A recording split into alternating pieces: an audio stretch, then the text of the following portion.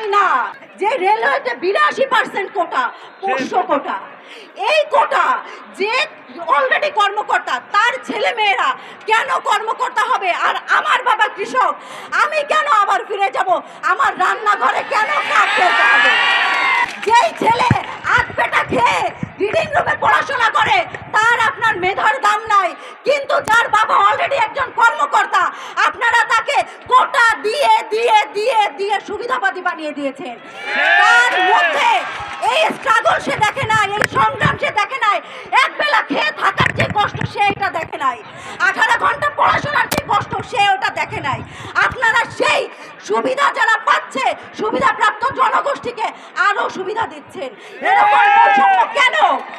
মুক্তিযুদ্ধের 54 বছর পরে এসো এরকম বৈষম্য কেন? আমরা এই বৈষম্য নিপাত চাই।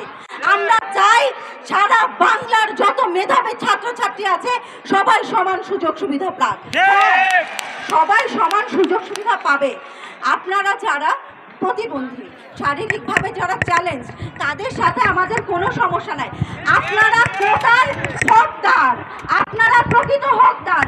যে বান্দরবনে, যে আদিবাসী বান্দরবনে থাকছে, যার ওখানে হাসপাতাল নাই, স্কুল নাই, সেই আদিবাসী কোটার হকদার। কেন আপনার বাবা কর্মকর্তা, আপনি কেন কোটা নেবেন? আপনি জাতির সাথে বেইমানি করছেন, আপনি আপনার এতদিনের শিক্ষার সাথে বেইমানি করছেন, আপনি এই শিক্ষিত সমাজের সাথে বেইমানি করছেন। আপনার মতো সুবিধাবাদীদের কোটার দরকার নাই। আপনারা যখন এই সাধারণ জনগণের সংগ্রাম দেখেন না, সাধারণ জনগণের এই বৈষম্যহীন জীবন দেখেন না, যে এক বেলা খেয়ে থাকে তার সংগ্রাম আপনারা দেখেন না, তার ক্ষুধার কষ্ট আপনি বোঝেন না, এই দরিদ্র দেশের দেশবাসীর কষ্ট বোঝেন না, আপনি হবেন দুর্নীতিবাজ, আপনি হবেন সুবিধাবাদী। আমরা চাই বাংলাদেশের যত অসামঞ্জস্যপূর্ণ কোটা আছে সব ধরনের কোটার সংস্কার। আমরা চাই যারা অনগ্রসর, যারা প্রকৃতই কোটার হকদার, তাদের কোটা থাকুক। এই বাংলাদেশ আমাদের সবার। এই বাংলাদেশ একজন কৃষকের, একজন সচিবের। কেন সচিবের ছেলে পেলে সময় সুবিধা প্রাপ্ত হবে? কেন কৃষকের ছেলে পেলে আবার মাটি ছুঁয়ে শপথ করেছিলেন আমার ছেলে ঢাকা বিশ্ববিদ্যালয়ে পড়বে? সেই শিক্ষার্থী, সেই বাবা কেন বঞ্চিত হবে? কোটা ব্যবস্থা বাতিল চাই। কোটা না মেধা, কোটা না মেধা, কোটা না মেধা। 18-র হাতিয়ার,